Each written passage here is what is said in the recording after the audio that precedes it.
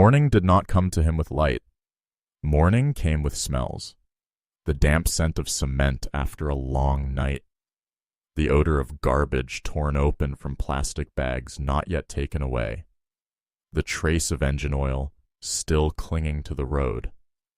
And far away, very far away, the smell of fresh bread, so thin that if the wind changed, it would disappear. He did not open his eyes right away. He stayed still, letting his nose work first. His world always appeared that way. No images, no explanations, only scattered signals he had to piece together to know whether today was safe. No one woke him, no clock, no calling voice, only the cold seeping slowly through his thin fur, telling him that the night had retreated and another day had begun, even though he had never asked for it. He opened his eyes only after he was certain there were no footsteps too close. The ground was hard and cold, but not wet. Good. The old urine scent of other dogs lingered somewhere nearby, a sign the place had been used before, but that no one protected it. He rose slowly, not because he was lazy, but because his body needed time to remember its own shape after a night curled tight. His ribs showed beneath the dirty coat, his belly hollowed inward. But he did not see that. He only felt the familiar emptiness, like a space that had existed for a very long time. He did not remember where he was born. There was no image of a mother, no clear memory of littermates. Only a distant, blurry sensation that once his body had not been this cold. Once familiar smells had not made him cautious. The feeling had no form. He did not try to keep it. Things that did not help him survive were not worth carrying. The world grew louder. The first sounds of the day slipped into his ears. The rattle of metal shutters, the ignition of motorbikes, shoes scraping against pavement. Every sound carried its own weight. He had learned very early which ones could be ignored, which warned of danger, and which should make him step back before anyone even noticed him. He lowered his head and sniffed the ground again. There was the smell of old food, but it had been crushed. Not worth stopping. The scent of a cat that had passed in the night. Fast, light, irrelevant. The smell of humans, many of them, layered, tangled. None of them belonged to him. Humans always smelled different in the morning. The smell of hurry, the smell of fatigue, the smell of irritation at having to begin a day they did not want. He did not understand work. He did not understand time. He did not understand the things that made them frown. But he understood that in the morning, humans had less patience. And that meant he had to be more careful. He walked close to the wall, not because he liked it, but because the thin strip of shadow there made him less noticeable. He had learned that if he moved correctly, low enough, fast enough, quiet enough, most of the world would pretend he did not exist. Sometimes that was safer than being seen. A light wind passed. The bread smell returned, a little clearer. His stomach tightened, faster than thought. But he did not run toward it. Not immediately. He knew that smell often came with feet that stopped suddenly, with wordless shouts, with unexpected movements from above. He stood still, watching with his ears and nose, waiting for the world to reveal a little more before deciding. He was not in a hurry. Hurry was for those who still had room to make mistakes. Someone walked past without looking down. Another person passed, leading a dog on a leash. That dog smelled of food, clean water, and a name. He watched, not jealous, only noting it. The sun climbed higher, but it did not change much. For him, day and night differed only in temperature and in the level of danger. Morning did not carry hope. Morning only carried information. He continued walking, slow but certain. Each step was a small decision. Go or stop, advance or retreat, appear or disappear. His life was made of choices like that, small, quiet, but constant. And when the smell of morning began to fade, replaced by the heat of the road and human sweat, he knew the day had officially begun. Not with joy, only with existence. He did not know what today would bring, but he knew that as long as he could smell the world, he was still inside it.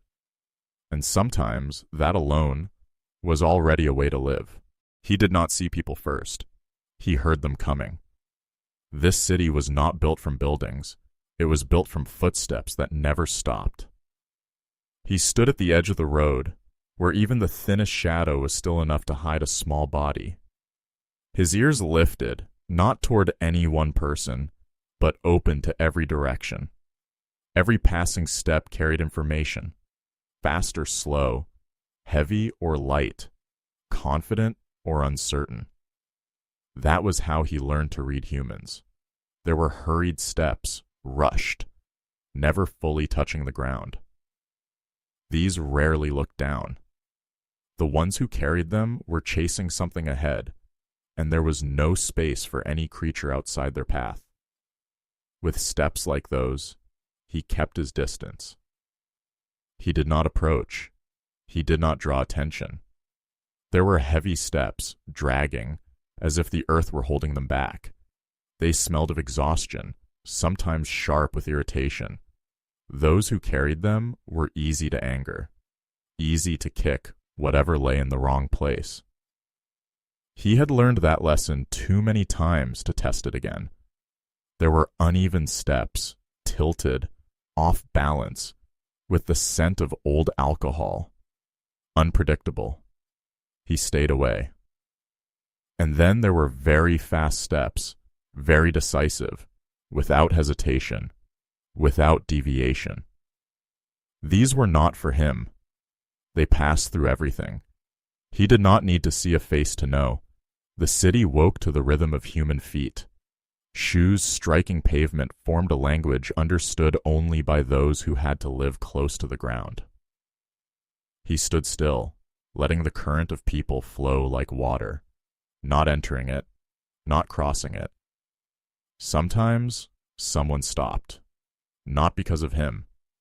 Because of a phone, a cigarette, a private thought. When that happened, he held his breath. Not out of fear, but because he knew that stillness always carried the possibility of being seen. And being seen was not always a good thing. He once believed humans did not look down because they did not care. Later, he realized most of them simply had no reason to look. Their world existed at eye level. What lay lower was usually ignored. That was both dangerous and safe. He began to move when the stream of feet thinned. Slipping close to the wall, his steps so light that even he could barely hear them. Not because he was small, but because he had learned how to place his paws without leaving evidence. Every day, he practiced this without naming it. Avoidance was not cowardice. Avoidance was skill. A group passed by, laughing. Their laughter was high, falling from above like light objects that never touched him. He did not react. Laughter carried neither food nor danger. He let it drift past. A child tugged an adult's hand, pointing down at him. A tiny hand. A sweet smell. The adult pulled the child away. The footsteps continued. He remained still until they were completely gone. Not because he was sad, only because he was used to everything passing by without stopping. Sometimes he realized that the whole city moved without needing him to participate. The streets did not open to lead him anywhere. They simply existed for other feet. He had once tried to step farther out. Just once. Immediately, a shout sliced through the air. He turned back before he understood the words, not because he feared language, but because he understood tone. The voice sounded like heavy steps. No need to confirm. He retreated into the shade. The shade was not comfortable.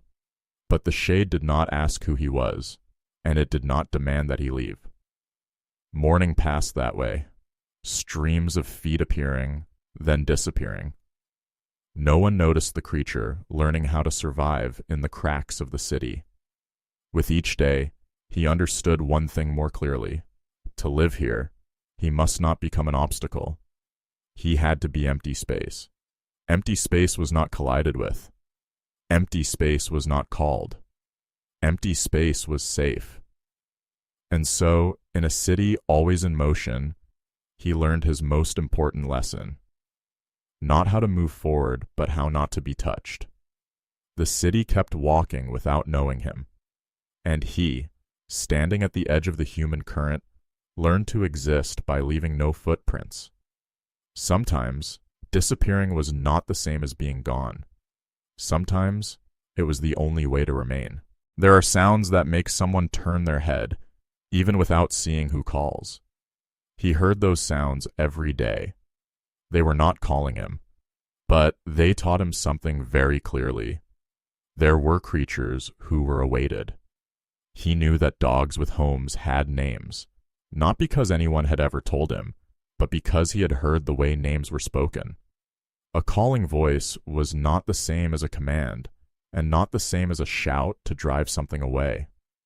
A name always carried certainty, as if the speaker knew the creature would turn around. And usually, they did. He had seen it many times, a dog tied outside a shop. The owner stood at a distance and called a short sound. The dog lifted its head immediately. No hesitation, no looking around. There was only one direction to turn.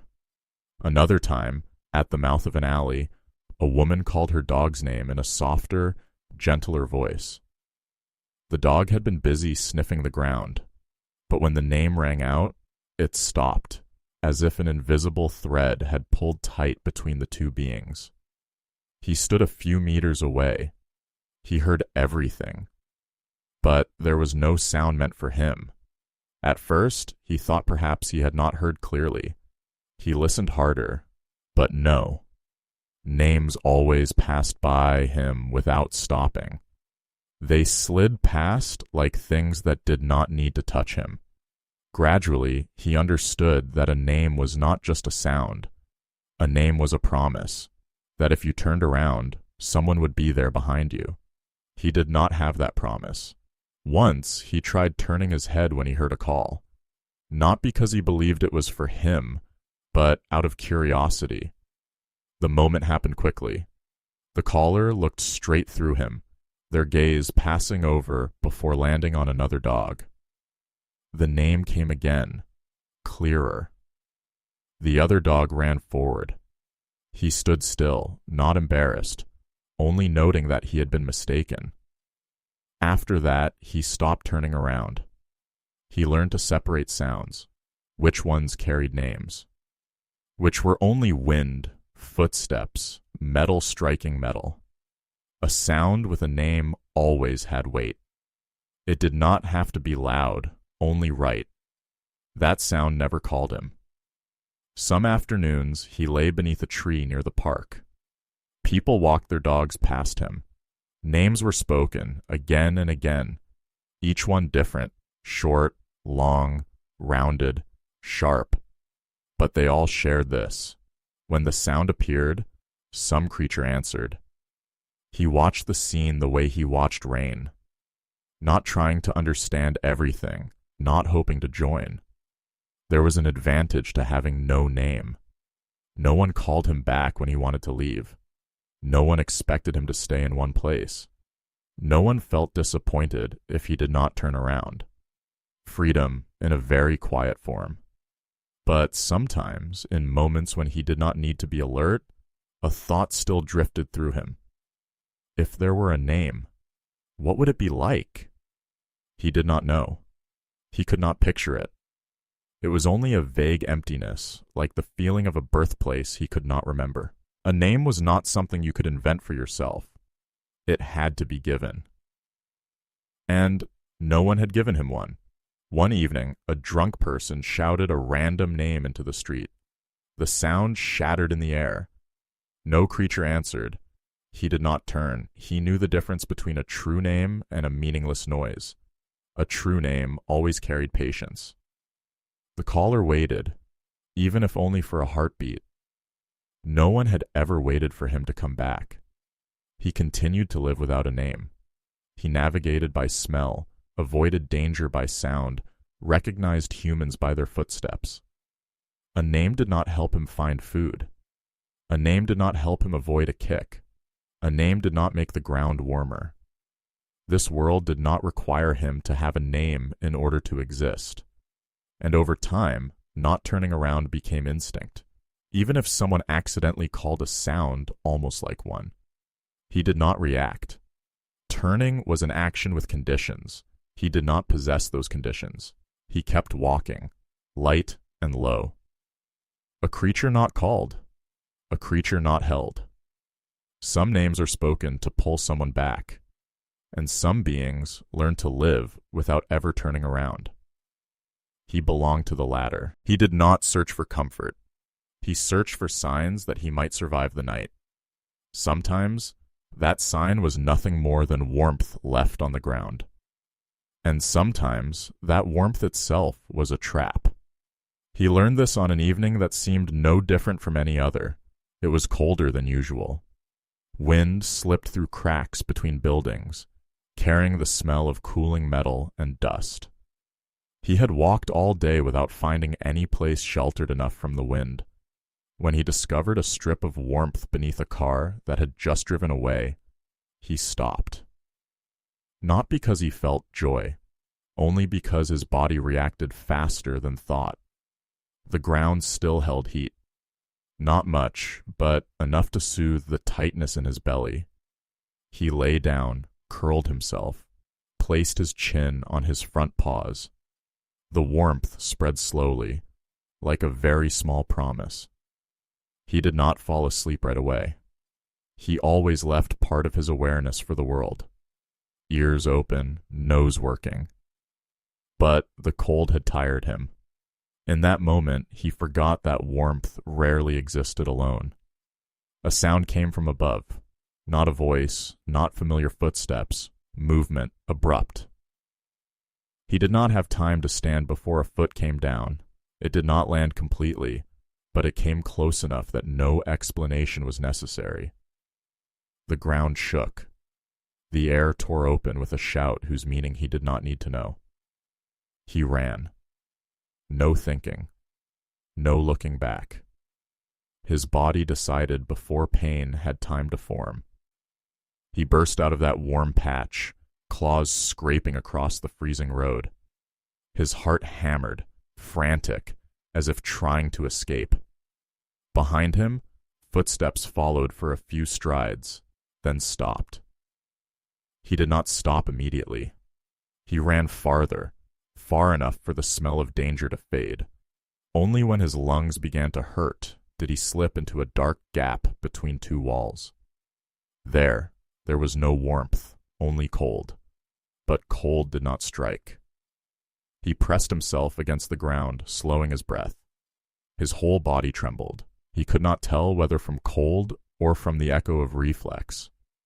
There was no serious wound, only a familiar sensation. He had chosen wrong. No one chased him anymore. The city continued its business. Another car might come or not. It no longer mattered. From a distance, he looked back at the patch of warm ground. Now, it was only a nameless stain in the street. Nothing marked it. Nothing reminded anyone that just minutes earlier, he had believed it would be enough. From that day on, he began to separate warmth from safety. Warmth was something everyone wanted. Safety was far rarer. There were places very warm, thick with the smell of humans. Those places always came with feet from above, with sudden noises, with gestures that required no reason. He avoided them. There were places cold, very cold. Under bridges, in corners, behind metal containers, places no one noticed. He chose those, not because he liked them, But survival did not require comfort. He began to sleep less, not because he was afraid, but because he understood that sleep was when the body was most likely to misunderstand.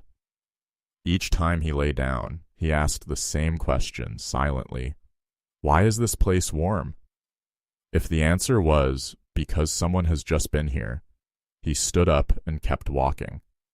The world did not explain itself before it hurt him.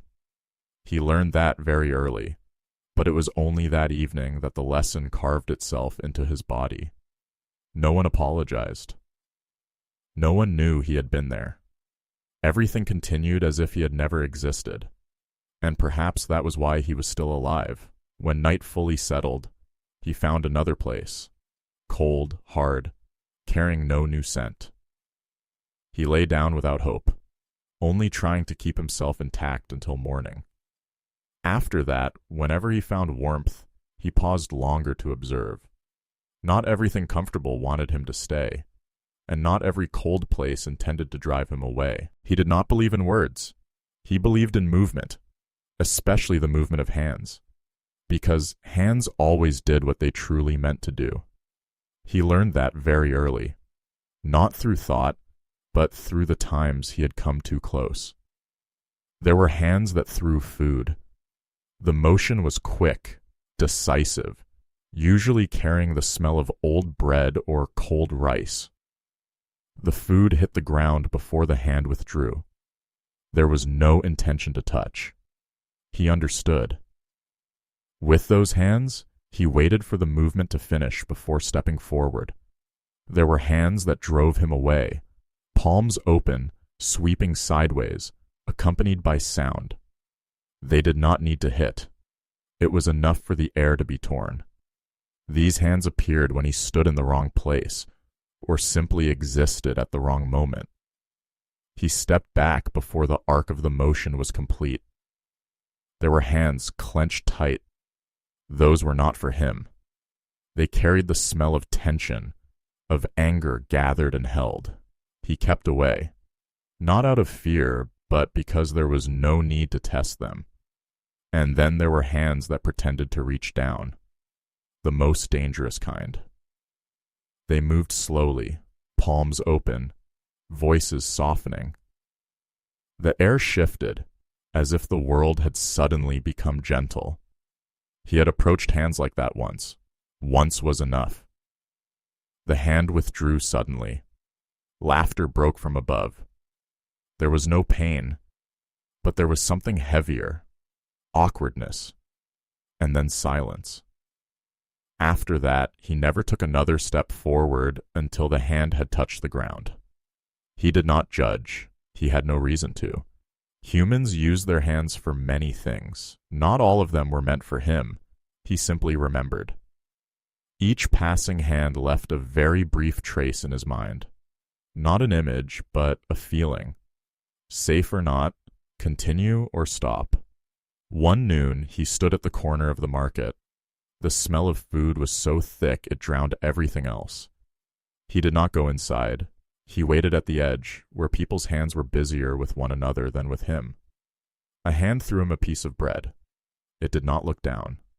It did not wait for a response. The hand finished its task and disappeared. He waited a few seconds before picking it up. Another hand extended toward him, empty. No food, only motion. He retreated half a step.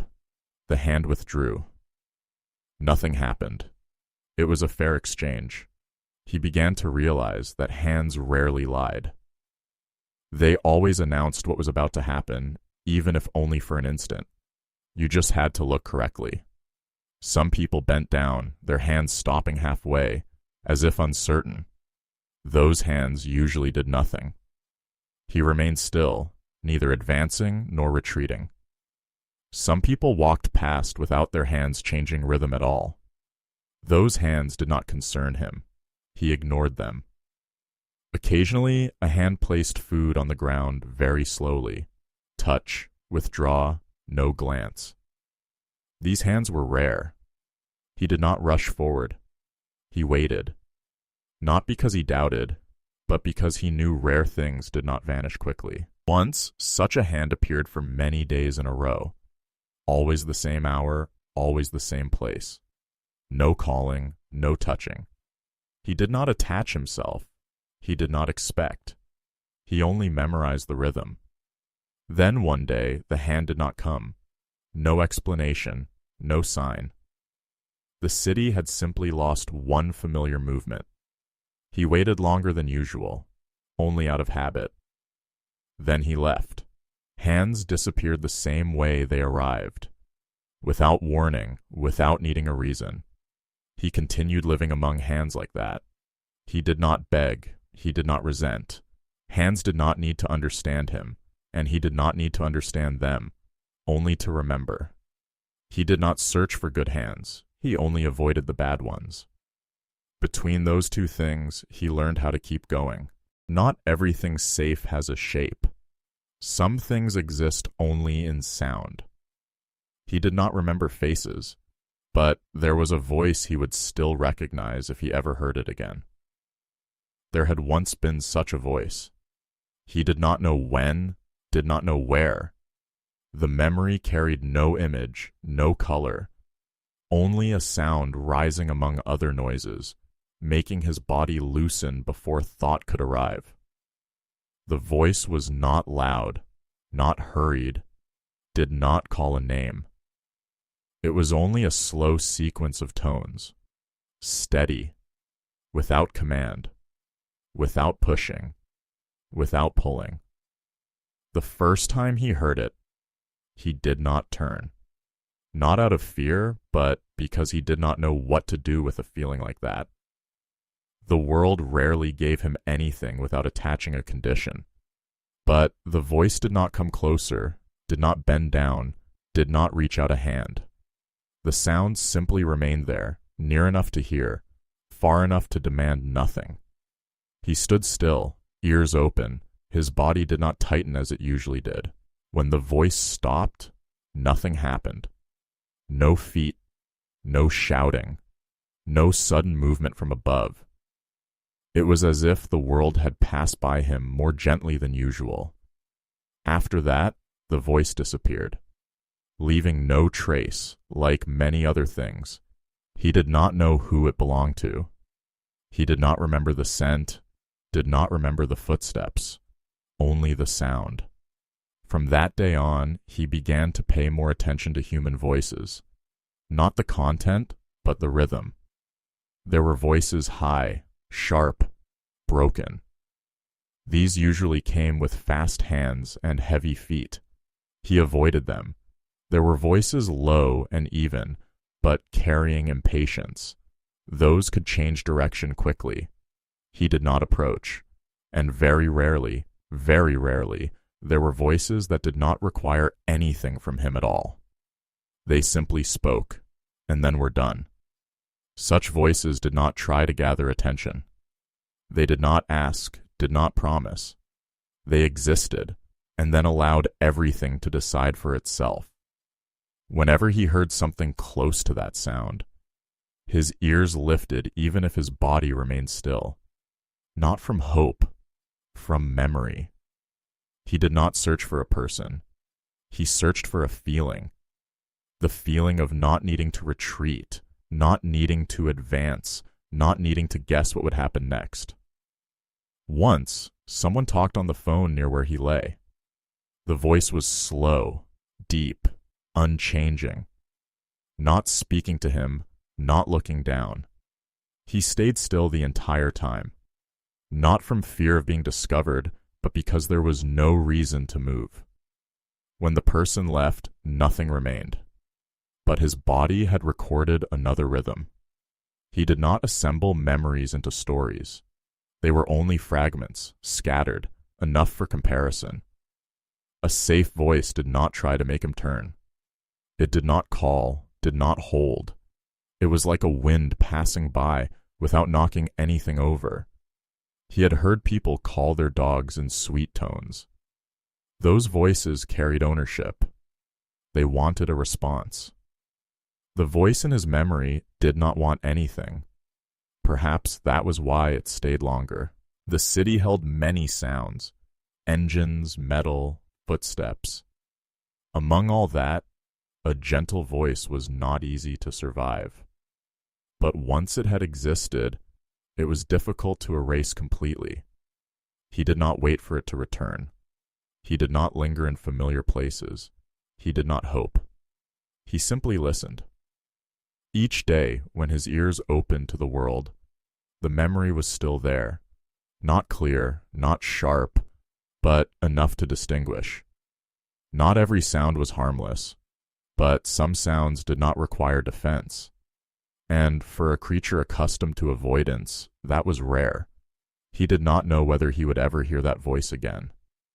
But from that day on, within the endless noise, he learned to listen more carefully. Not to find someone, but to recognize when the world became lighter, even if only for a moment. Hunger did not arrive like a blow.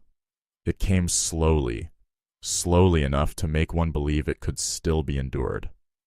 But by the third day, it began to speak. And what it taught was never gentle. On the first day, hunger was only emptiness. The belly felt a little lighter. The body reminded him it was time to find something to eat. He still walked normally, still sniffed, still watched. On the first day, hunger still allowed hope. That something might fall at a familiar corner. That a distant smell might drift closer. He barked once, short, not loud. Just enough to remind the world that he existed. No one answered. On the second day, hunger no longer asked. It waited. The body began to slow. Every movement was considered a beat longer. He lay down more, not from fatigue, but because standing cost energy. On the second day, the smell of food was no longer pleasant. It became sharp, harsh, tightening his throat. He did not approach every opportunity as before. He stayed farther away, watched longer. Hunger now was like a hand on his shoulder, holding him back from acting too quickly.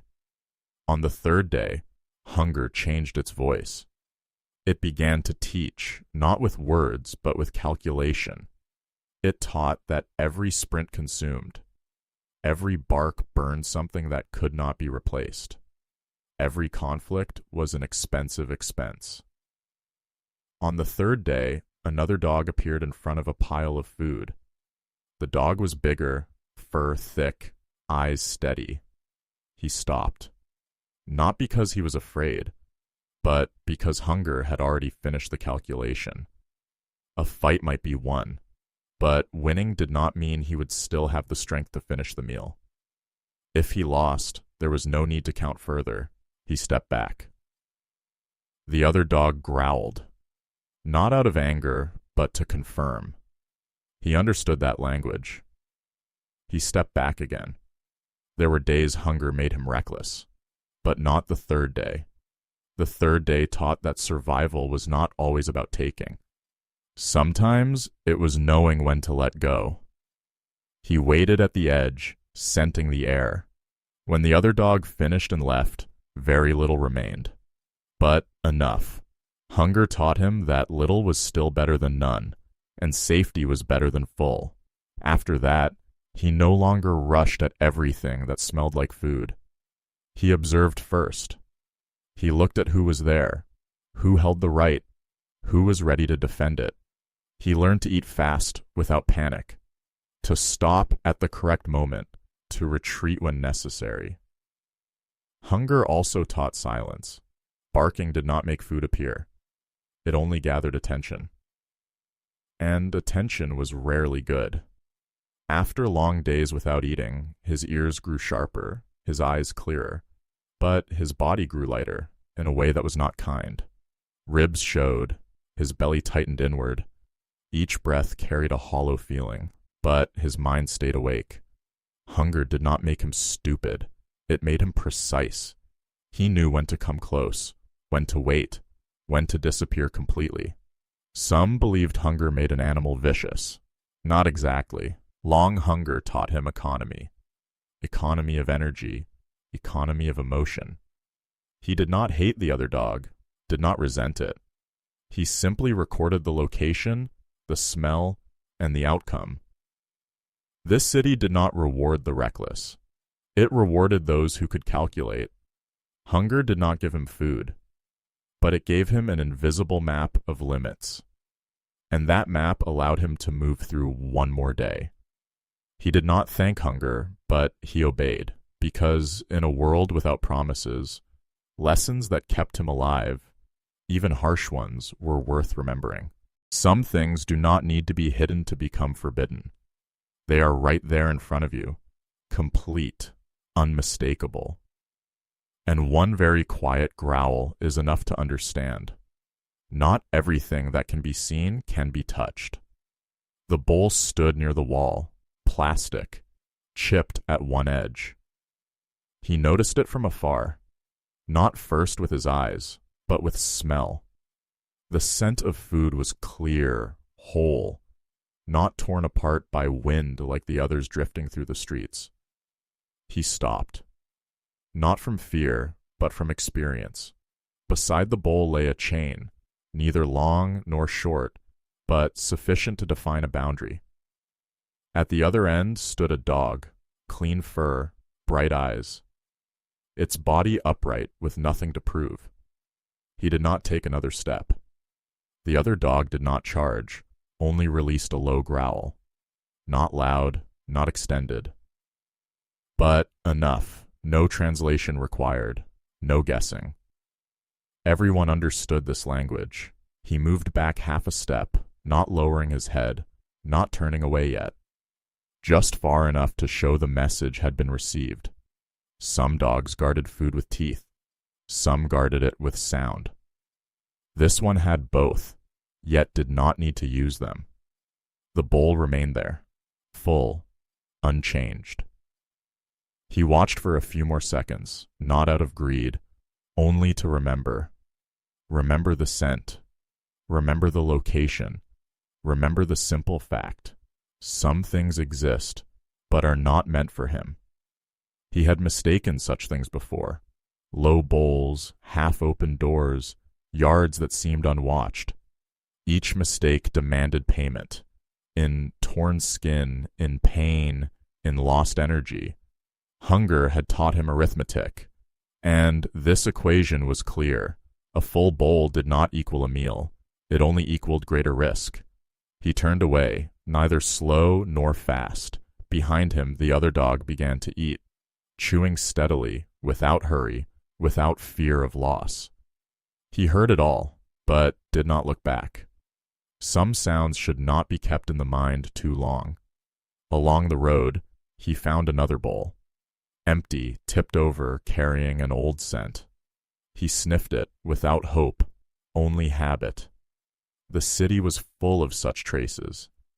Things once meant for someone, then abandoned. He learned to distinguish. A bowl with a chain nearby. A bowl with fresh human scent. A bowl with no one standing beside it, yet still within sight. Not every absence was an invitation. Once he found a bowl with no chain, no dog, no human. He waited a long time. The wind brought no new smell, no footsteps, no growl. He moved in, ate quickly, retreated before his stomach could feel satisfied. Safety was not fullness. Safety was leaving at the right moment. The chained bowl disappeared from his thoughts quickly. Not because he did not want it, but because there was no need to carry what could not be changed. He did not resent the other dog, did not envy, did not compare. Each lived within a different radius, each radius with its own limits. He walked farther, searching for thin scents, small chances, things no one stood ready to defend. The city was not fair, but it was clear, and clarity was sometimes more bearable than uncertain hope. He no longer thought of the bowl, but the lesson remained. Not everything that exists is meant for you, and knowing that allowed him to walk on more lightly. Rain does not fall at the same moment for everyone. Some hear it as a lullaby. Some hear it as erasure, and when every trace is gone, Only those who know where they are remain. The others do not. When the rain began, he knew before the sky changed color, not with his eyes, but with smell. The air grew heavier. Familiar scents tightened, dimmed, as if someone had pulled a wet cloth over the city. He stopped in the middle of the road, ears shifting, nose widening. The rain arrived. The first drops scattered. Not enough to chill, not enough to run, only enough to warn. Those who had homes walked faster when rain came. They looked up, pulled their coats close. They knew where they were going. He did not. His world was assembled from smells. The old garbage at the corner. The engine oil where a car usually parked. The thin breath of bread from a back door. Rain washed everything. The streets remained. The walls did not move. But the map inside his head was erased, little by little. He slowed down, not from fear of slipping, but because every step had become uncertain. The scent of familiar shelter vanished. The smell of yesterday's food was gone. Everything became the same, cold, wet, empty. The rain thickened. His fur absorbed water, not all at once, but layer by layer. Cold did not attack. It entered quietly, through skin, through bone, through places the body had not guarded in time. He searched for something low, beneath a short awning. The wind shifted. The rain still found him. He withdrew, found the underside of a car. But the ground was cold and greasy. No place was truly right. Only less wrong. Rain altered sound. Footsteps stretched farther away. Engines grew heavier. Everything echoed back, distorted. His ears worked harder than usual, but ears could not replace the nose. Without scent, he did not know whether he was near or far from anything. Did not know how long he had walked. Did not know what he had just missed. He stopped in an unfamiliar emptiness, not because he was tired, but because movement no longer offered advantage. Hunger had taught him to calculate. Rain taught him to wait. He curled in on himself, tail tight, nose tucked into his chest. Not sleeping, only keeping warmth. The drops landed steadily on his back, not heavy, but without pause. Those with homes heard rain and thought of comfort. The sound on the roof. The known dampness. He heard rain as a process of erasing. Erasing smells, erasing traces, erasing the invisible paths he depended on to exist. Sometimes, someone ran past, water splashing, no one looking down. He did not expect anyone to stop. In rain, humans also thought of only one place. The rain lasted longer than he predicted. Not violent, just persistent. By the time his body began to tremble, the rain thinned, as if the world had released a long breath. When it finally stopped, there was no signal, simply no more drops. The air changed, cleaner, but empty. He rose slowly, shook himself. Water flew off, but the cold remained. He inhaled deeply, once, then again. The first sense returned faintly, like writing blurred across wet paper. He did not move yet. He waited a little longer, letting the world take shape again. Then he stepped forward, cautious, one step at a time, relying only on what had just been given back. Rain did not hurt him, but it took away direction and returned it very slowly. And in that interval, he learned to remain still until the world allowed him to continue. Not every hope comes from a promise. Some hopes come only from a moment when things were right, right place, right time. And once it happens, the body remembers longer than reason does, even after the world has moved on. The door stood at the end of a narrow alley. Old wood, paint peeling, hinges crying each time it opened. He knew that door before he saw it. The smell that slipped through its crack was unmistakable. Not strong, but steady. The scent of food being cooked, not garbage, not leftovers gone cold. The smell of something made to be eaten. The first time, the door opened quickly. A hand appeared. A little food was placed on the ground, without looking. No call, no inviting gesture. He ate fast, did not lift his head, did not wait for more. When he finally looked up, the door was already closed, but the smell remained. The next day, he came back, not because he was certain, only because his body had recorded it. The door opened a second time, slower, the portions smaller. He did not analyze, did not compare. He ate and withdrew, as he had learned. From the third day on, the door did not open. He arrived, sat at a distance, not blocking the way, not making noise. He waited. There were no footsteps, no new scent, only wind moving through the alley. On the fourth day, he waited again. Same posture, same distance. The people inside did not come out, but they did not drive him away either. That was enough for him to remain. On the fifth day, light rain fell. He was wet, but he did not leave. The door stayed silent. He did not understand the idea of never. In his world, everything was only not yet, and not yet could always become about to happen. He did not think the people inside had forgotten. He did not think he had been refused. The door said nothing, and silence, to him, was not yet a final answer. Other dogs passed, did not stop, did not understand why he sat there. He did not explain. There was no need. Hunger returned, light at first, then heavier.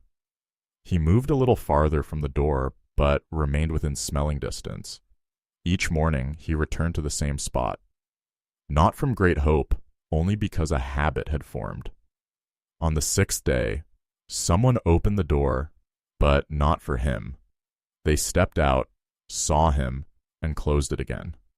No growl, no wave of dismissal, just a brief look, enough to confirm they both existed.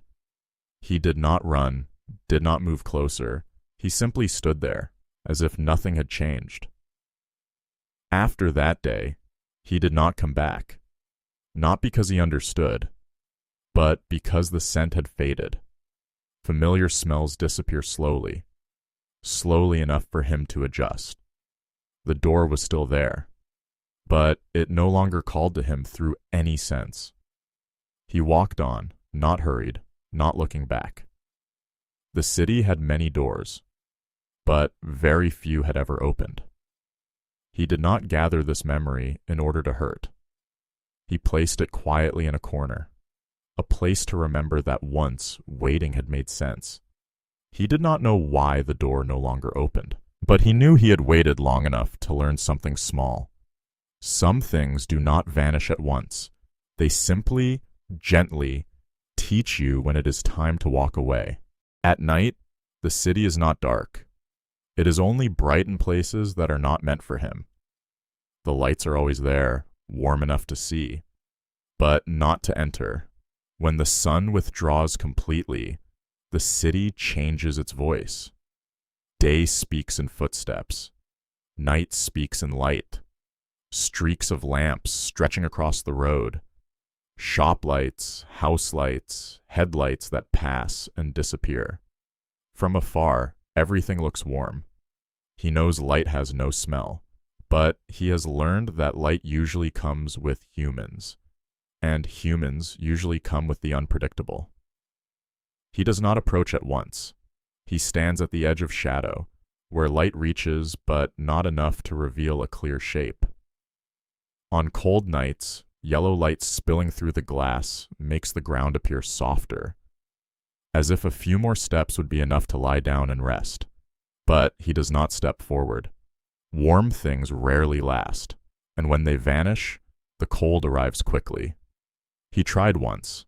Light from a shop open late, the door half ajar, the smell of old food. No one seemed to be watching. He moved into the brightness, just a little. Immediately a sound broke out, not loud, but enough for the body to react before the mind could. He turned away, heart racing. Nothing else followed, but the lesson was sufficient. From then on, he kept distance from light, not avoiding it entirely, just never going deep. At night, he prefers to observe from afar. Rooms glowing, shadows moving behind curtains. There is laughter, there are voices, the sounds of things that do not always exist. He does not envy, nor imagine himself there. He only records. Observation costs nothing. Observation creates no risk.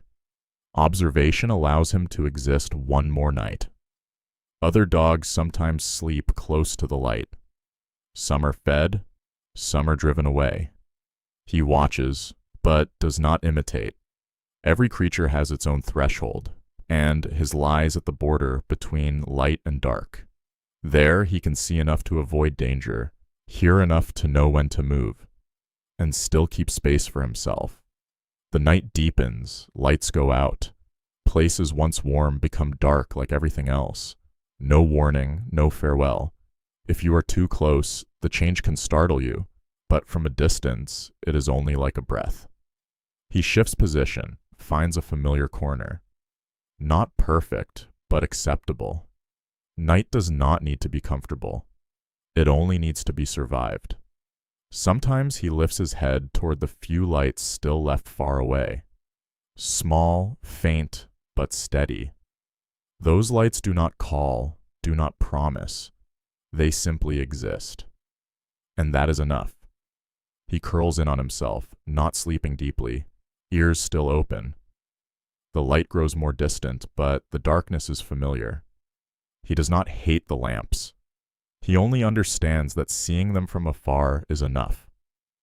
Because sometimes, keeping distance is the safest way to remain in the world. Not every life needs to be told. Some lives pass without leaving a clear trace. No applause, no one calling a name.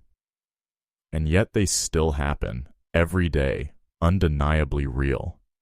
He does not have a grand story. No moment that changes everything. No sudden turn where things become clearly better or worse. His life unfolds through mornings that resemble one another. He opens his eyes because of the cold, rises because of hunger, keeps moving because there is not yet a reason to stop. He does not measure time in dates. Time is measured by the rains, by nights colder than usual, by street corners that change their smell. There are days when nothing happens. He meets no one kind, no one cruel. There is only walking, standing, lying down, then walking again.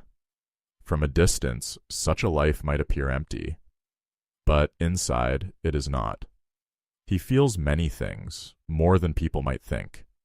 He feels the ground warming when sunlight lingers, feels the wind shift before rain, feels the smallest difference between an indifferent step and a step about to kick. He remembers scents that were once safe, remembers sounds that did not tighten his heart, remembers places that once allowed him to stand still a few minutes longer. No one records these things, but he does. He does not dream of another life. He does not picture having a home. He does not imagine someone waiting.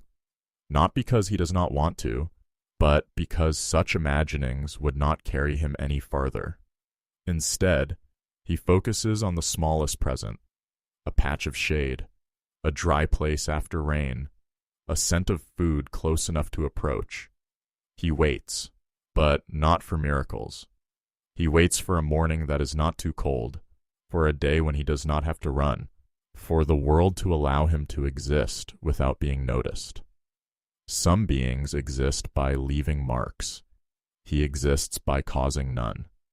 No one calls his name, no one retells where he has been. But each day he still wakes, still listens, still decides whether to move on or stay. That is not nothing. It is a chain of very small choices, repeated. The city changes faster than he does. Familiar places disappear. Roads become blocked. He adapts. He does not accuse. He does not mourn for long. Because mourning is heavy, and heavy things are hard to carry. His life will not appear in the kinds of stories people like to hear. It is not violent enough, not beautiful enough. But it happens completely, in every sensation, in every breath. Silence does not mean emptiness. It only means no one is standing close enough to hear. If someone were to look down long enough, they might see a small creature, unremarkable, living fully within his limits, asking for no more, pretending to be no less, simply existing. He does not know whether his life means anything to anyone else, but to him each day is still a day that has been lived, and perhaps that is enough. If you are listening to this story and have remained until here, perhaps somewhere within the quiet, you have recognized something familiar. If you wish, stay a little longer, listen to another life, told through different eyes, yet just as ordinary.